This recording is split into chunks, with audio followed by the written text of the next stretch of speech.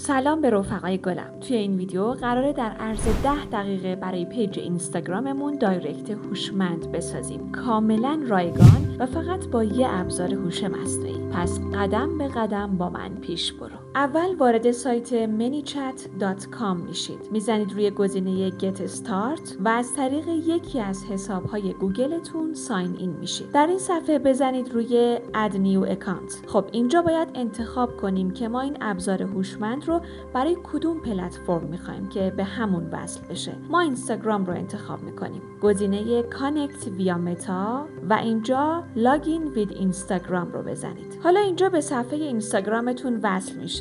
منم به صفحه اینستای هوش مارکت وصلش کردم و لاگین رو میزنید.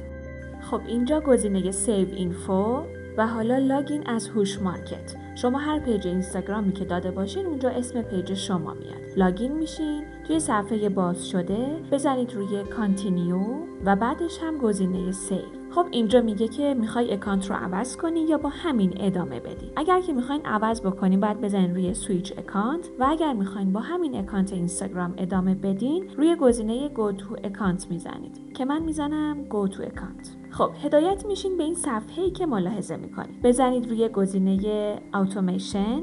حالا اینجا نیو اتوماسیون. خب حالا به همون پیشنهاد داده که چه ابزارهایی رو میتونیم فعال بکنیم. ما چون کامنت و دایرکت هوشمند میخوایم میزنیم روی گزینه وسطی Auto DM Links from Comment. کلیک کنید. خب میایم داخل این صفحه. توی این پنجره پست هایی که گذاشتیم رو به همون نشون میده و ما در ادامه باید این تنظیمات رو انجام بدیم. همونطور که میبینید صفحه اینستاگرامتون این طرف و اون تنظیمات هم سمت چپ برامون نمایان میشه. پستی که میخوایم رو انتخاب میکنیم و در نهایت گزینه نکست رو میزنیم. حالا اینجا باید اون کلمه‌ای که میخوای فالوورات برات کامنت کنن رو بنویسی. اگر که میخوای با هر استیکر یا هر کامنتی اون جواب ریپلای شما براشون بره باید بزنید روی گزینه any word. ولی اگر میخواین که کلمه خاصی رو کامنت بکنن روی گزینه specific word باید بزنیم و اون کلمه‌ای که میخوایم رو بعد بنویسیم. مثلا من اینجا نوشتم ابزار. خب حالا میخوایم یه پیام خودکار هم در جواب این کامنت بره. پس بعد این گزینه رو روشن بکنیم. reply to their comment رو روشن میکنیم و متنی که میخوایم براشون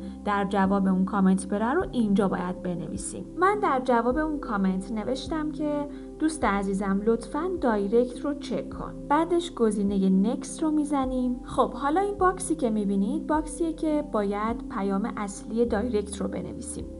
نوشته an opening DM و یک پیام پیش‌فرضی هم خودش به انگلیسی نوشته. ما این پیام پیش‌فرض رو پاک میکنیم و پیامی که خودمون میخوایم توی دایرکت فالوور بره رو اینجا مینویسیم. من نوشتم که خیلی خوشحالم که اینجایی، به هوش مارکت خوش اومدی، بزن روی گزینه زیر. خب حالا اون باکس زیرشم می نویسم اسم ابزار رو بفرست که در واقع بزنن روی این اسم ابزار رو بفرست، اسم اون ابزار براشون بره. شما مثلا میتونید بنویسین قیمت رو بفرست یا مثلا لینک رو بفرست، هر چیزی. میایم پایین گزینه نکست رو میزنیم. حالا داخل این باکس باید اون ابزار یا اون لینک یا اون سایتی که یا قیمتی که مثلا اون بالا بهشون گفتیم رو بنویسیم. من نوشتم از سایت زیر میتونی این مدل ویدیو رو بسازی و اسم سایت رو نوشتم. دیگه این پیام آخریه که در واقع ارسال میکنیم. باز زیرش یه باکس دیگه داره که میتونیم همینطور این روند رو ادامه بدیم. مثلا شما باز میتونین یه لینک دیگه اضافه بکنین یا یک گزینه دیگری بنویسین که مخاطب دوباره بزنه رو اون و یه پیام دیگه‌ای بره.